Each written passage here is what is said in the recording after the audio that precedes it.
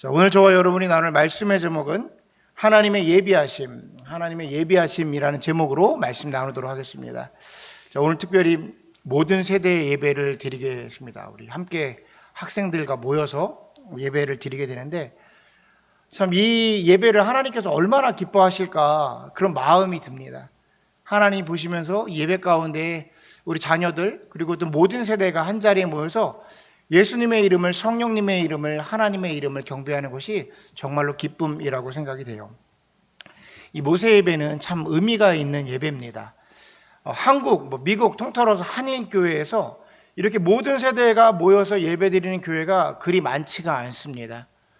그러니까 하나님께서 이 예배를 기뻐하시는 것이죠. 이 왜 함께 예배 드리는 것은 단순하게 학생들과 함께 예배드리고 학생들이 찬양을 부르고 어떤 퍼포먼스가 있어서 이런 것이 중요한 것이 아니라 이들 가운데에 이 교회가 우리의 공동체구나, 이 교회가 우리의 교회구나, 함께 예배할 수 있고 예배의 구성원이 된다는 것은 주님 안에서 굉장히 중요한 일이에요. 여러분, 부모의 신앙이, 부모의 믿음이 자녀에게 흘러가게 하는 것은 좋은 주일학교를 가지고 있어서 되는 일이 아닙니다. 물론 굉장히 중요한 얘기죠. 부모님 세대가 지어놓은 교회를 전해준다고 해서 그 믿음이 흘러가는 게 아닙니다. 좋은 교회를 갖고 있는 것, 좋은 주일학교를 갖고 있는 것은 굉장히 중요한 일이에요. 그런데 그것만 갖고는 되지 않습니다. 우리 부모님들이 누렸던 그 예수 그리스도의 진정한 복음이 자녀들에게 흘러가는 것은 이 예배 가운데에 동일하게 역사하고 있는 하나님을 경험하는 거예요. 아멘? 우리가 예배 가운데 경험했던 그 구름기둥과 불기둥, 성령님의 역사를 이 예배 안에서 함께 경험할 때에 그때서야 비로소 그 믿음이 이어져 나가는 겁니다. 출애굽 1세대가 모두가 광야에서 죽었어요. 여러분 가만히 생각해 보십시오. 40년을 광야에 있었습니다. 40년 동안 무슨 주일학교가 있었겠어요? 거기 무슨 주일학교 교재가 있었겠습니까? 근데 그들이 그 부모 세대가 다 죽었음에도 불구하고 출애굽 2세대가 40년이 지나서 믿음으로 가나안 땅에 들어갑니다. 왜 그랬냐면 그들 가운데 부인할 수 없는 구름기둥과 불기둥을 경험했기 때문에 그래요. 저는 우리 자녀들에게 우리가 줄 수 있는 것은 우리 예배 가운데 우리가 경험한 구름기둥과 불기둥을 경험하면, 그 성령 하나님을 경험하면 우리 아이들도 동일하게 그 믿음으로 하나님을 바라볼 수 있다고 믿습니다. 이 모든 예배가, 모든 세대 예배가 바로 그 모든 세대가 함께 성령님을 경험하는 예배가 되어야 되는 거예요. 저는 사실 오늘 예배를 굉장히 기대를 하고 또 한편으로는 오늘 예배를 설교를 준비하면서 제가 참 좋아하는 설교를 오늘 가지고 왔어요. 이 설교는 제가 정말로 좋아하는 설교입니다. 혼자서 이런 생각을 해서 언제 내가 우리 학생들에게, 우리 유스그룹 그리고 주일학교 학생들한테 이 설교를 할 수가 있을까? 아이들이 어느 정도 크면 이 설교를 할 수 있지? 이렇게 기대를 했던 적도 있습니다. 우리 어른들도 다 같이 들을 수 있는 설교의 내용이지만 오늘은 조금 우리 학생들에게 포커스를 맞춰서 설교를 진행하도록 하겠습니다. 자, 설교를 진행하면서 제가 질문을 하나 할게요. 우리 학생들. 질문을 하나 합니다. 우리 어른들도 마찬가지예요. 성경책은 굉장히 두꺼운 책이에요. 66권으로 만들어져 있습니다. 사람들이 다 기록을 했어요. 이 두꺼운 책 중에 사람이 쓰지 않은 파트가 어디 있을까요? 사람이 쓰지 않은 파트. 성경책은 다 사람이 썼습니다. 때론 제자가, 때론 선지자가, 왕이, 제사장이 글을 썼는데 거기서 사람이 쓰지 않고 오로지 하나님이 쓴 파트가 있어요. 어딜까요? 바로 십계명입니다. 십계명.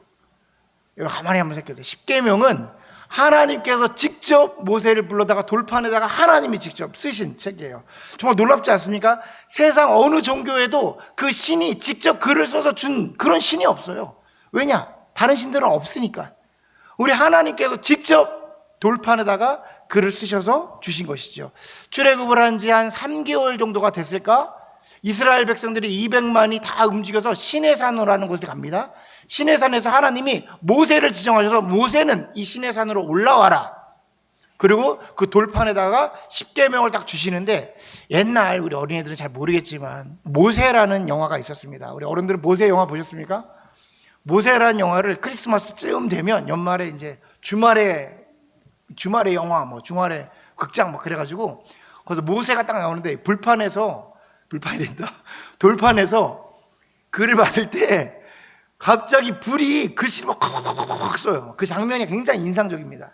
불이 막 튀면서 돌판 위에다가 막 불이 이제 글씨가 써지는 거예요. 율법은 하나님의 법은 의미가 있습니다. 여러분, 우리가 미국에 살면 미국의 법을 지켜야 되잖아요. 왜냐하면 미국의 시민이 되는 거니까. 한국에 살면 한국의 법을 지켜야 됩니다. 왜냐하면 한국의 시민이니까. 하나님 나라를 살아가려면 하나님의 법을 지켜야 돼요. 그 법이 있어야 그 나라가 만들어지는 겁니다. 자, 미국 법은 누가 만드냐? 미국 사람들이 만드는 거예요. 한국 법은 누가 만드냐? 한국 사람들이 만드는 겁니다. 하나님 나라의 법은 누가 만드냐면 하나님께서 직접 만드셔서 이제 우리에게 주신 거예요. 그 의미는 뭐냐면, 자, 출애굽하기 전에 이집트에서 노예 생활하던, 그렇게 아무런 소망과 희망이 없던 그들에게 이제부터 너희는 나의 백성이 되고 나의 나라가 될 것이다라는 거예요. 내가 너희 아버지가 되고 너희는 나의 자녀가 되리라 라고 말씀하시고 선포해 주시는 의미가 되는 겁니다. 그 놀라운 일들이 바로 그 시작이 십계명으로부터 시작해요. 하나님의 율법, 하나님의 말씀으로 시작되는 것이죠. 자, 여기서 질문. 우리 학생들 다시 펼쳐봐, 목사님. 그러면은 하나님이 이 돌판에다가 하나님 글씨를 팍팍팍 줬어. 거기는 무슨 랭귀지로 쓰여 있을까? 돌판에다가 글을 썼을 거 아니에요. 하나님이 글을 쓰셨습니다, 여러분. 그 돌판 2개를 갖고 내려왔어요, 모세가. 거기는 써있는 그 랭귀지는 뭐였어요? 무슨 문자였습니까? 뭐라고 써 있을까요? 뭐 써있을 거 아니야, 인간이 알아볼 수 있는 글씨로. 히브리 사람들이 있으니까 히브리 언어로 썼을까요? 죄송하지만 당시에는 히브리어가 존재하지 않았습니다. 있지 않았어요. 그럼 어떤 언어로 썼을까요? 실제로 고대 문명 가운데에 문자를 가지고 있다는 것은 아주 뛰어난 문명을 가지고 있는 곳에만 문자를 가지고 있었어요. 학자들은 모세가 출애굽했을 때의 당시를 어떤 시대로 보냐면 기원전 13세기를 봅니다. 13세기에서 15세기 정도. 그리고 이집트의 문화로는 이집트에는 람세스 2세 때라고 보고 있어요. 람세스 왕 2세 때에 출애굽을 했을 것이다, 학자들이 보고 있어요. 그 당시의 시대를 어느 정도 언제쯤 시대인지 우리가 정확하게 알 수가 있습니다. 그런데 그 당시 때 시대에 전 세계에 가지고 있던 문자는 크게 3가지예요. 하나는 이집트의 상형 문자, 막 이런 거 있는 거 아시죠? 뭐 이런 거, 새 막 날아다니고 이런 문자가 하나 있고, 2번째는 페르키아의 초대 알파벳 형성하고 있는 문자가 있었어요. 3번째는 중국의 각골 문자, 그 지금의 한자의 초창기 때의 문자를 가지고 있었던 겁니다. 전 세계 최고의 문명, 상하 문명, 이집트 문명에만 겨우 가지고 있던 문자예요. 그러니까 이집트의 노예로 살아가고 있던 히브리인들이 문자를 가지고 있을 일은 없습니다. 그러니까 당시의 문자는 아마도 중국 문자는 빼버리고 보면 이집트의 문자를 가지고 있었을 거예요. 당시에 이집트 문자가 존재하긴 했지만 이 문자를 모든 사람들이 다 썼던 건 아닙니다. 지금도 아프리카에 보면 문맹률이라고 그래가지고 사람들이 글씨를 다 아는 건 아니에요. 말은 하지만 글씨를 쓸 수 있는 나라는 아직도 글씨를 쓰지 못하는 사람이 굉장히 많습니다. 그런데 고대 이집트에는 그 문자를 쓸 리가 없죠, 모든 사람들이. 누가 썼냐? 왕족들, 고위 관료들, 그리고 제사장만 이 문자를 배웁니다. 왕족, 그리고 고위 관료, 그 다음에 제사장들만 이 문자를 쓰는 거예요. 정리해서 말씀드릴게요. 이집트의 노예로 살아가고 있던 히브리인들이 문자를 쓸 리가 없어요. 그러니까 당시에 그런 문자는 히브리인들에게 존재하지 않을 겁니다. 아마도 하나님께서 모세에게 주셨던 그 돌판 2개에 쓰신 글자는 분명 사람이 읽을 수 있는 글자인데, 그 글자는 어떤 글자냐? 아마도 학자들은 이집트 언어였을 것이다라고 말해요. 이집트 초기의 상형 문자가 바바바박 돌에 기록된 겁니다. 중요한 것은 이거예요. 그 십계명에 쓰여져 있는 글자를 누구가 읽을 수 있느냐? 누가 읽을 수 있냐? 오직 모세밖에 읽을 수 없습니다. 출애굽을 해서 200만의 이스라엘 백성들이 같이 움직였어요. 근데 그 200만 가운데에 하나님의 백성으로 세우는데 그 수많은 사람들 가운데 오직 그 돌판에 있는 글씨를 읽을 수 있는 사람, 그리고 읽고 사람들에게 전해줄 수 있는 사람, 오직 한 사람입니다. 바로 모세예요. 모세.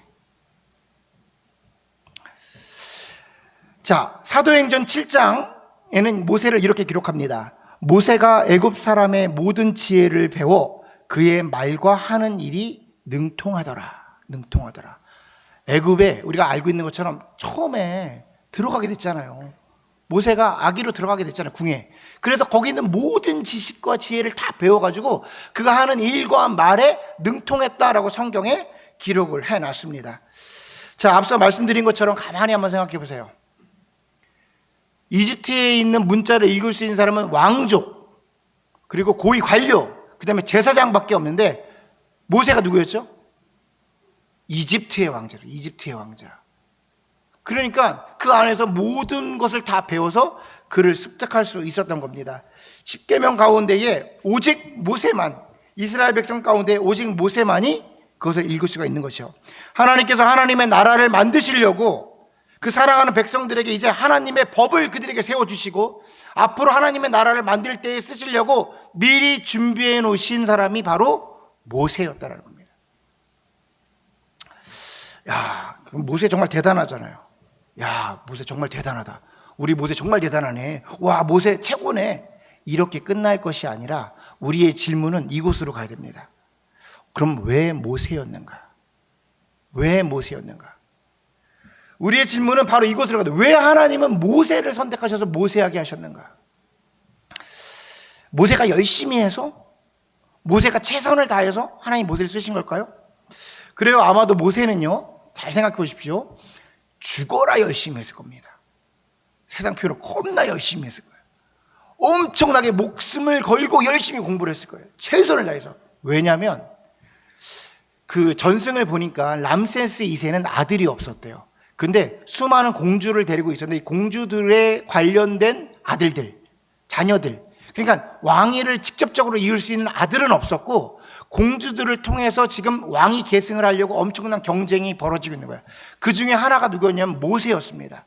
그러니까 모세가 죽어라 열심히 해야 되는 것은 그 경쟁에서 지게 되면 어떤 나라, 어떤 역사를 보도 왕위에 오르고 나서 자신의 경쟁자를 살려두는 나라가 없습니다. 다 숙청하는 거, 죽이는 거야. 왜 죽이냐? 자기의 권력에 위협이 될 만한 사람들은 살려두지 않습니다. 그게 어느 역사나 마찬가지예요. 그러니까 모세는 여기서 떨어지면 이제 자기 목숨이 걸린 거야. 그러니까 죽어라 열심히 공부를 하는 겁니다. 치열하게 공부를 해 살아남아야만 되는 거예요.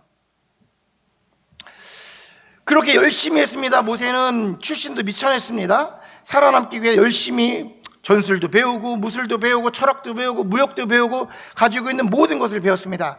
그러면 모세가 정말 열심히 해서 그 자리에 갈 수 있었던 걸까요? 아닙니다. 아닙니다. 이집트 왕의 궁전에 들어가는 것은 내가 노력한다고 해서 들어갈 수 있는 일이 아니에요. 이것은 순전하게 하나님이 예비해 주신 거예요. 아멘? 이게 예비하심이에요. 하나님이 예비해 두신 겁니다. 미리 준비해 놓으신 거예요. 모세를 통해서 훗날 이스라엘을 하나님의 나라로 만드실 때 사용하기 위해서 미리 준비해서 계획을 세워 놓으신 겁니다. 사실 모세는 이 일을 몰랐어요. 그런 계획을 몰랐어요. 그냥 열심히 한 거예요. 왜 열심히 하는지도 모르고 내가 자기 살기 위해서 그냥 열심히 한 거야. 주어진 삶을 열심히 살았어. 최선을 향해 살았어. 중요한 건 그 모든 과정을 통해서 하나님이 훗날 하나님의 일을 하기 위해서 인도하셨다라는 거예요. 이것이 바로 하나님의 예비하심입니다. 그래서 여러분 하나님 믿는 사람들은 이 두 가지를 기억하셔야 됩니다. 잘 기억하십시오. 이 두 가지. 첫 번째는 뭐냐면 나는 누구인가요? 나는 누구인가? 하나님 안에서 이것을 계속해서 물어봐야 돼요. 나는 누구인가? 두 번째는 뭐냐면 내가 지금 있는 곳은 어디인가요? 하나님 믿는 사람들이 끝까지 계속해서 내가 죽는 날까지 이것을 간직하고 있어야 됩니다. 첫 번째는 나는 누구인가? 두 번째는 내가 있는 곳은 어디인가? 나는 누구인가가 뭐냐면 나의 정체성을 묻는 거예요. 내가 지금 이 땅을 정체성 살아갈 때 뭐로 살아가는 거야? 내가 누구로 살아가는 거야? 를 물어보는 거예요. 두 번째는 내가 지금 있는 환경, 나에게 주어진 환경, 내가 있는 곳, 이곳에서는 나의 어떤 사명으로 내가 이 환경 가운데 왜 살아가는 것이지? 이거를 묻는 겁니다. 여러분 모세의 인생은 모세가 120년을 살거든요. 근데 모세의 인생은 세 부분으로 나눌 수가 있습니다. 첫 번째 40년을 어디서 사냐면 왕궁에서 이집트의 왕자로 완전히 준비가 돼요. 그리고 나서 그 이집트에서 살인자가 되어서 왕궁에서 쫓겨납니다. 도망가요. 그리고 광야에서 40년을 살아요. 그리고 나서 나머지 40년은 하나님에게 쓰임을 받아서 광야에서 삽니다. 첫 번째 40년은 준비하는 기간이에요. 왜 그런지도 모르고 왜 거기 있는지도 모르고 아마 자기는 어떻게 살아가는지도 모르고 그냥 살아갔을 거예요. 허나 최선을 다해서 살아갔을 겁니다. 근데 두 번째 광야에 살아갈 때, 그러니까 광궁에서 쫓겨나서 살아갈 때, 그때 자기 자신을 발견합니다. 나에게 어떠한 소망도 없다라는 것을, 나에게 어떠한 희망도 없다라는 것을. 그때에 하나님이 모세를 만나주세요.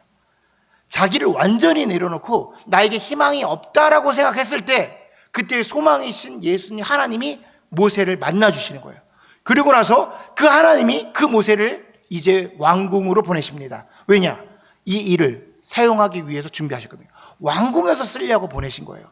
그 왕을 만나기 위해서 준비하셨기 때문에 모세를 왕궁으로 보내시는 겁니다. 여러분, 우리도 마찬가지예요. 이것은 성경의 맥락입니다. 하나님께서 우리에게 동일하게 물어보시는 거예요. 너가 누구냐는 거예요. 너가 누구냐? 지금 너는 어디에 있냐를 물어보시는 겁니다. 그래요? 너가 누구냐? 나는 누구인가? 이 질문에 대해서 우리는 이렇게 대답할 수 있어요. 나는 하나님의 자녀입니다. 정답을 말씀드리면 나는 하나님의 자녀입니다 라고 말해요. 근데 중요한 것은, 잘 들으셔요. 중요한 것은, 하나님의 자녀가 어디서 우리가 이렇게 누구십니까? 당신은 누굽니까? 물으면 교회 안에서 예, 저는 하나님의 자녀입니다. 입으로 말할 수 있어. 우리가 주워 들어서 말을 할 수는 있어요. 그런데 이게 그렇게 되어지는 거라는 거야. 이게 정말 그렇게 되어지는 거냐는 거예요. 하나님은 천지를 창조하신 살아계신 하나님인데 그 천지를 창조하신 하나님의 아들이 되는 거라고, 딸이 되는 거라고요. 이게 그냥 예, 저는 하나님의 자녀입니다 이렇게 고백할 수 있는 일이냐는 거예요. 절대 그럴 수 없다라는 겁니다. 우리 주변에 내 친구, 정말 친한 친구가 있어. 정말 친한 친구를 만나가지고 그 부모님이 나를 너무 잘해주시는 거야. 그렇다고 해서 그분이 우리의 아버지가 됩니까? 친구 아버지니까 아버지 말을 하지만 그 아버지가 되냐고. 그게 안 된단 말이야. 아무리 잘해주셔도. 진짜 아버지와 아들이 되고 아버지와 딸이 되는 거는 엄청난 사건이 벌어져야 되는 거야. 그 아주 가까운 사건이, 가까운 관계를 유지해야 되는 겁니다. 가끔가다 드라마 보거나 다큐멘터리 보면 아버지가 새아버지를 받는 분이 있어요. 어려서 아버지가 돌아가셔가지고 엄마가 이제 재혼을 다시 결혼하셔가지고 이제 아버지가 새아버지를 받은 거야. 근데 엄마가 일찍 돌아가셨어. 그러면 아빠랑 자기밖에 없는데 사실 남남이잖아.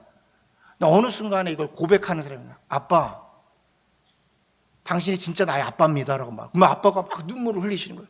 내가 너를 진짜 딸처럼 길렀는데 그동안 너가 아저씨라고 부르고 뭐 저기요라고 부르고 그러다가 어느 날 진짜로 인생을 살아보니까 그때 알이 이분이 나를 정말 사랑으로 길러주신 걸 고백할 때 당신은 정말 나의 아버지입니다라고 고백하면 그 딸과 아빠가 눈물을 펑펑 흘리면서 관계가 맺어지는 거예요. 그 정도의 엄청난 사건이 있어야 아빠와 딸이 되는 거예요. 얼마나 놀라운 사건입니까? 그런데 살아계신 하나님의 아들입니다, 살아계신 하나님의 딸입니다 고백을 하는데 관계가 없어? 말이 안 되는 거지. 예수님을 믿고 하나님을 믿을 때 우리가 철저히 잘 믿어야 되는 것은, 우리가 이렇게 생각해요. 목사님 이렇게 생각해. 하나님을 믿는 건 자유야. 자유. 각자 알아야 자유야. 그런데 내가 하나님의 자녀입니다고 말하는 것은 함부로 말할 수 있는 게 아니에요. 왜냐하면 그건 함부로 말할 수 있는 관계가 아니니까.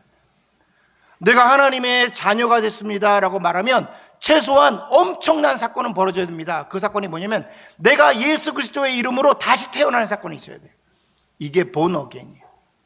born again. 예수 그리스도의 이름으로 다시 태어난 사람은 어떻게 말해도 하나님은 나의 아버지입니다라고 고백할 수밖에 없는 거예요.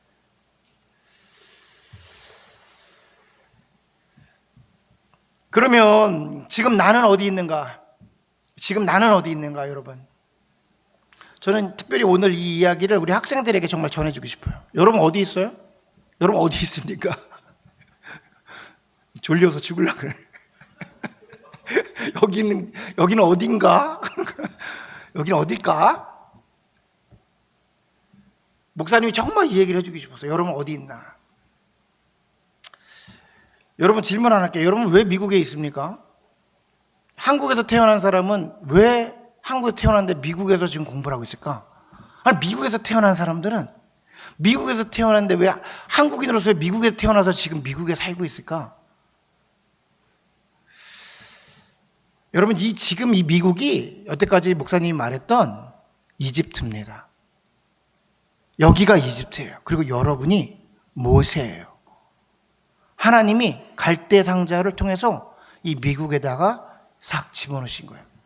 여러분 지금 바로의 궁 안에 들어오는 것이고, 여러분 지금 이집트에 들어와 있는데, 이 미국이 어떤 곳이냐면, 미국에서 공부를 하잖아요. 그럼 전 세계에서 가장 수준 높은 교육을 받고 있는 겁니다. 여러분이 미국에서 대학교를 가잖아요. 그럼 전 세계에서 가장 수준 높은 지식을 쌓고 있는 거예요. 여러분이 미국에서 회사를 들어가잖아요. 그럼 전 세계에서 가장 높은 보수를 받습니다. 가장 높은 샐러리를 받는 거야. 여러분이 미국에서 정치인이 되잖아요. 그래서 법을 만들잖아. 그럼 전 세계인들의 기준이 되는 법을 만드는 거예요. 잊지 마십시오. 우리 하나님은 실수가 없으신 하나님이에요. 하나님이 여러분을 미국에서 한국에 태어나서 미국으로 데리고 왔습니까? 미국에 태어나겠습니까? 한국인으로 살아가게 합니까? 어떠한 실수도 없으신 분이야. 나는 지금 왜 미국에 있지? 하나님이 훗날 하나님의 일을 하기 위해서 여러분들을 미국에 불러놓고 미국에서 교육시키고 준비시키고 있는 겁니다. 아마 여러분들은 모를 수도 있어. 모세가 몰랐던 것처럼 왜 여기 있지? 잘 모를 수 있어. 근데 훗날 하나님 분명 여러분을 통해서 그 일을 이루어 가실 겁니다. 그 하나님이 당신의 아버지십니까? 그러면 그분은 결코 우연이 없이 여러분들을 하나님의 일로 초대하시는 거예요. 여러분 사춘기 있잖아요. 여러분 사춘기지. 여기 사춘기 몇 명 있는데 지난번에 우리 집에서 문 꽝 닫고 들어가가지고 내가 올라갈까 말까 좀 생각하다가 사춘기가 뭐냐면, 목사님 얘기해 주세요. 사춘기는 이 두 가지 고민을 해야 돼요. 나를 왜 태어났을까? 나 왜 태어난 거야 도대체? 뭐야? 나 왜 이러고 살아가고 있는 거야? 이 고민을 하는 게 사춘기예요. 그냥 이유 없이 엄마 말 안 듣고 문 꽝 닫고 올라가지고 침대에 누워가지고 틱톡 보고, 이게 사춘기가 아니라 이게 사춘기가 아니라 뭐가 사춘기냐면, 나 도대체 여기 왜 태어난 거야? 나 뭐야? 이 고민을 하는 게 사춘기예요. 바라기는 우리 하나님 안에서 그 고민을 할 때 우리 하나님께서 하나님의 음성으로 너가 왜 태어나고 지금 왜 이곳에 있고 무엇을 위해서 너를 예비하고 있는지를 하나님의 음성으로 듣기를 간절히 소원합니다. 아멘, 아멘. 목사님이 이제 테스트모니를 하나 준비했어. 이거 이제 영어로 안 준비했어. 테스트모니 준비 안 하니까 목사님 봐도 돼. 우리 유스그룹은 지금 목사님 말하는 거 이제 앞으로 목사님 얘기를 할 건데 다 알아들을 수 있으니까 목사님 쳐다봐. 고개 들고. 진수도 봐도 돼. 다 알아들어. 두 명은 자고 있는데 너네들 그냥 편하게 자. 지영이 편하게 자야 돼. 마음 편하게 자.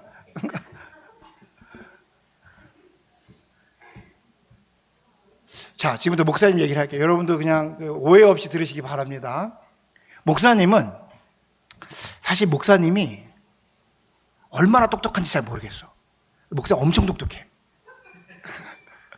애들 웃으라고 했는데 왜 어른들만 웃어요? 비웃음적으로. 목사님은 진짜, 목사님 아직 잘 모르겠어. 내가 얼마나 똑똑한지. 왜 그러냐면, 목사님 중학교에 올라가자마자 유도 선수를 했어.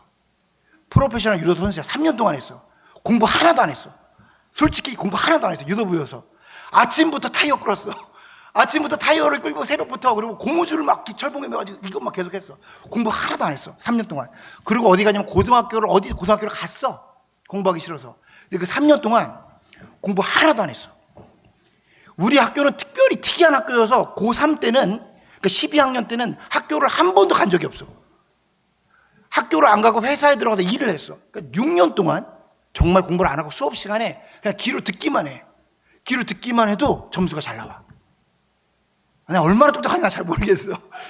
대학교를 가는데 공부를 하나도 안 했잖아. 실제 안 했잖아. 공부를 안 했는데 대학교를 딱 8개월만, 8months만 공부를 하고 대학교를 갔어. 진짜 됐어. 원하는 데를 가지 않았지만 희한하게 8개월 동안 열심히 했거든. 코피 흘리면서 열심히 했는데 8개월만 해도 대학교를 들어가더라고. 대학교를 들어갔어. 근데 뭐 실력이 많은 건 아니겠지. 대학교를 들어간 거야. 그리고 대학교를 들어가자마자 1년 동안 최선을 다해서 놀았어.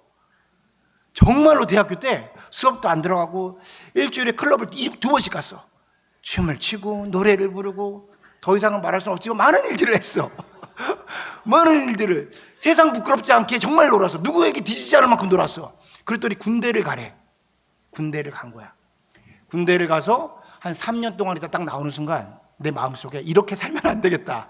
이렇게 살면 안 되겠다라고 생각해서 엄마한테 미국에 가겠습니다. 이유는 목사님이 가고 싶었던 대학이 있었는데 그 대학을 못 가서 미국에 가서 조금만 공부를 하면 금방 트랜스퍼를 할 수 있다고 해서 누가 나한테 그렇게 말하는 거야. 6개월만 공부를 하면, 6months만 공부를 하면 영어를 다 할 수 있대. 영어 완전히 끝난대. 가자마자 3개월 만에 영어를 다 알아들 수 있고 6개월도 말을 다 할 수 있대. 저 6년, 지금 12년이 지나가고 있는데도. 그래서 미국에 온 거야. 미국에 와서 공부를 시작했지. 공부를 시작하고 3개월 만에 알았어. 아, 영어는 3개월 만에 되는 게 아니구나.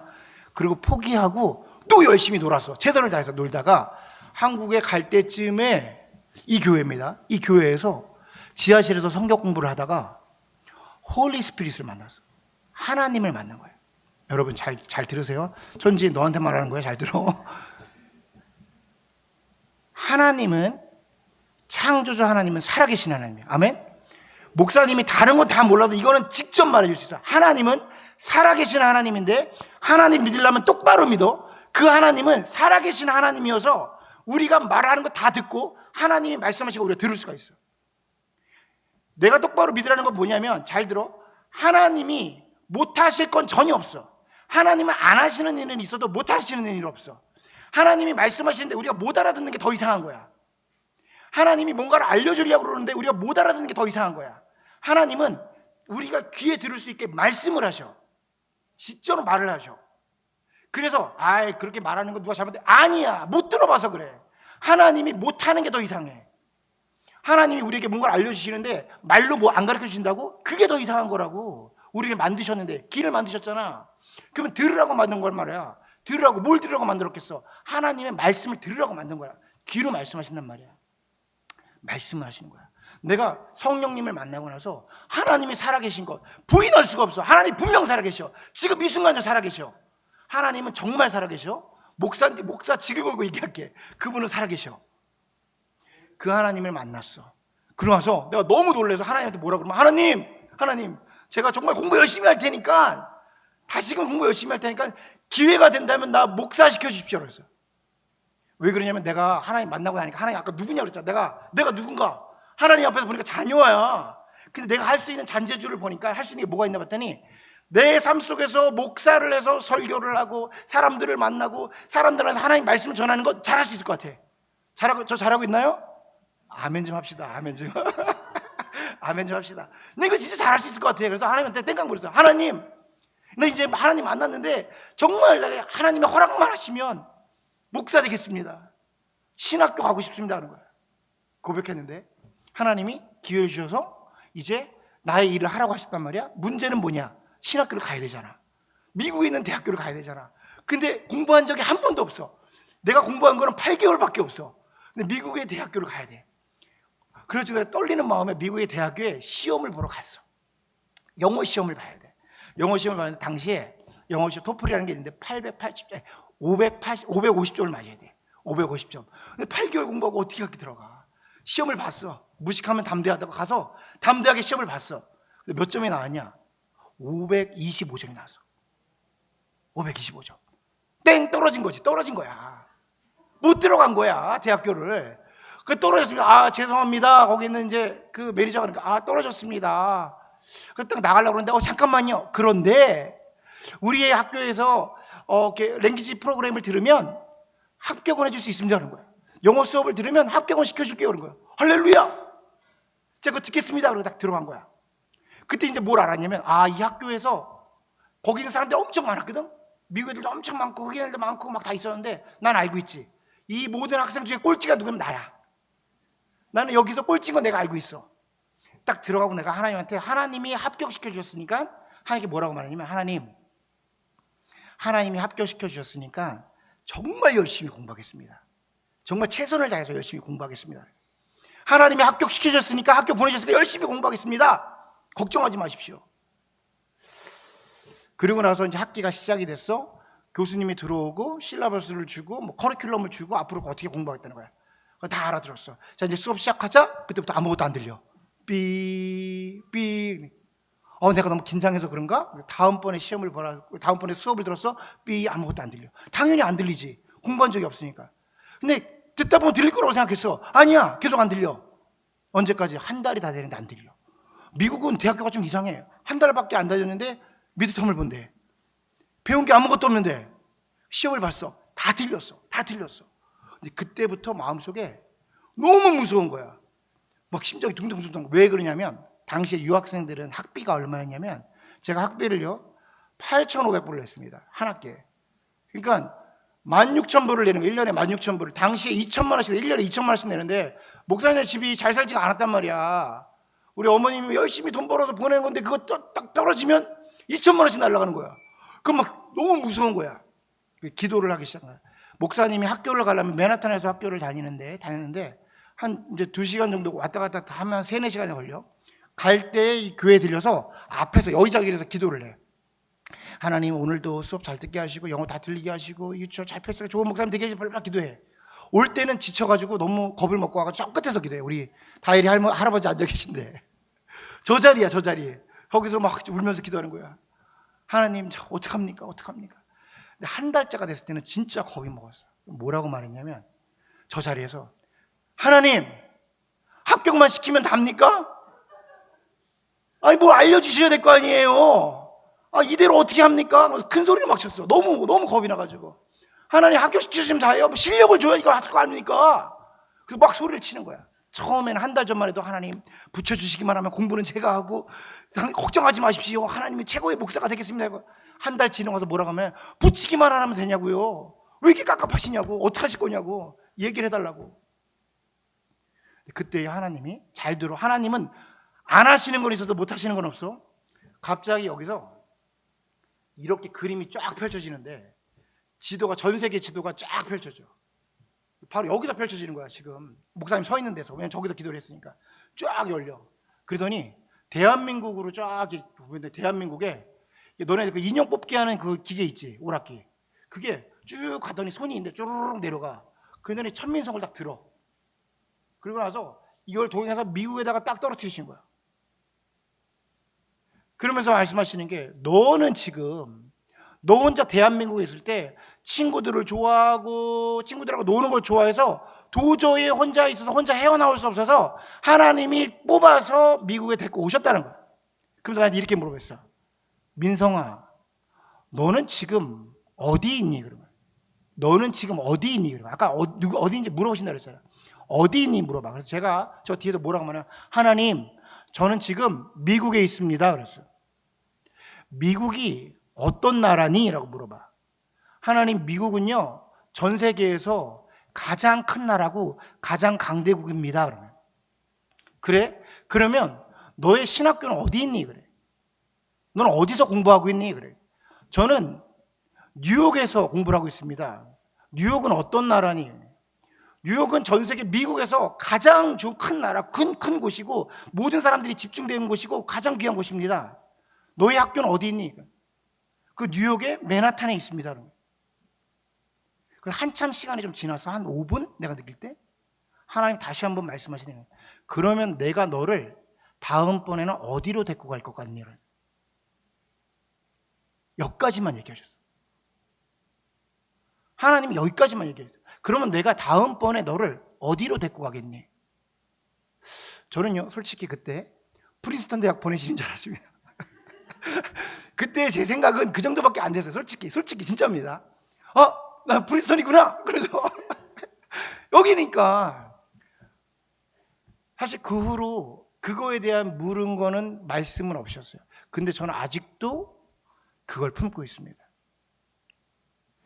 여러분이 왜 미국에 있을까요? 여러분들은 왜 미국에 있습니까? 여러분들은 어떻게 이민 오셔서 지금 미국에 지내고 계십니까? 어느 날 어떻게 하나님이 어떻게 굴러 보다 보니까 여기까지 오셨습니까? 우리 하나님은 실수가 없으신 분입니다. 여러분의 인생에 어떤 굴곡이 있었는지 잘 모르겠어요. 얼마나 힘듦이 있으신지 모르겠습니다. 그런데 여러분이 미국에 있는 건 우연은 아닐 겁니다. 우리 학생들 마찬가지예요. 어떤 이유로 여기서 태어났는지, 여기서 공부를 하는지, 무슨 이유가 있어서 이렇게 있는지 저는 잘 모를 수 있습니다. 여러분도 모를 수 있어요. 그러나 우리 하나님은 실수가 없으신 하나님입니다. 아멘. 여러분을 향해서 갖고 계신 계획은 단 한 차례의 오해도 없고 한 차례의 실수도 없으세요. 그게 세상의 기준으로는 높고 낮은 건 모를 수 있어요. 그러나 하나님이 여러분을 품고 있는 계획은 실수가 전혀 없으신 거예요. 하나님이 저에게 말씀하실 때 그 다음은 무엇일까? 아마도 잘은 모르겠지만 이 미국에서 준비된, 모세처럼 준비된 그것을 가지고 전 세계를 움직이는 일에 사용하실 겁니다. 아마 여러분에게도 마찬가지로 그 일을 시키실 겁니다. 이 공동체 안에서, 이 교회 안에서 하나님은 그 일을 만들어 가실 겁니다. 우리 교회가 특별한 것은 세상에서 우리 교회는 막 대단한 교회야, 이게 아니라 그 뜻을 분별하는 사람들이 모여 있기 때문에 특별한 거예요. 그냥 미국에 들어와서 그냥 내가 우리 집이 어떻게 잘 되고 어떻게 먹고 살고 그래요. 그건 이미 끝났는지도 몰라요. 여러분, 이렇게 말해서 죄송합니다. 우리가 돈이 많아야만 행복한 것은 아니에요. 미국에 살아가는 것 자체가, 여러분, 태어난 게, 이렇게 말씀드려 죄송하지만 우리 아프리카 어디에서 태어날 수도 있었잖아요. 그렇게 인생이 끝날 수도 있었겠잖아요. 근데 지금 우리에게 지금 이 미국 땅에서 살아가게 하신 것은 그냥 주심이 아니라 왜 선택하시는지는 모르겠으나 사용하시겠다 하신다면 순종함으로 준비하는 겁니다. 여러분을 통해서 하나님의 일을 하실 거예요. 제가 모세 예배를 드리면서 모세 얘기를 떠나는데, 우리 학생들, 사춘기잖아. 방구석에서 뭘 생각하냐면, 나는 왜 태어났을까? 난 왜 이럴까?를 하나님에게 물어보시기 바랍니다. 아멘? 엄마한테 아빠한테 잠깐 물어보지 마. 다 못 쓰니까. 하나님에게 물어보시오. 하나님, 나 도대체 뭐예요? 나 지금 우울해? 우울하면 나 왜 우울한 거예요? 사춘기 때는 나 죽고 싶다는 생각도 많이 한데, 그러면 그런 생각들 때 하나님한테 물어봐. 하나님이 만드셨으니까. 솔직한 마음으로 물어봐. 목사님이 말하는데, 하나님 살아계시다고 하는데, 하나님 분명히 있다고 말하는데, 그러면 당신이 나를 만들었으면 지금 내 마음도 아실 테니까, 주님, 하나님, 나를 왜 만드신 거예요? 솔직히 물어보는 거예요. 그때에 하나님의 음성으로, 하나님의 보이스로 여러분 귀에 들려주실 거예요. 그 음성을 들으시고 간직하시는 우리 학생들, 그러나 저 여러분이 되기를 간절히 소원합니다. 아멘, 아멘. 우리 이 시간에 찬양 부를 때 하나님의 부르심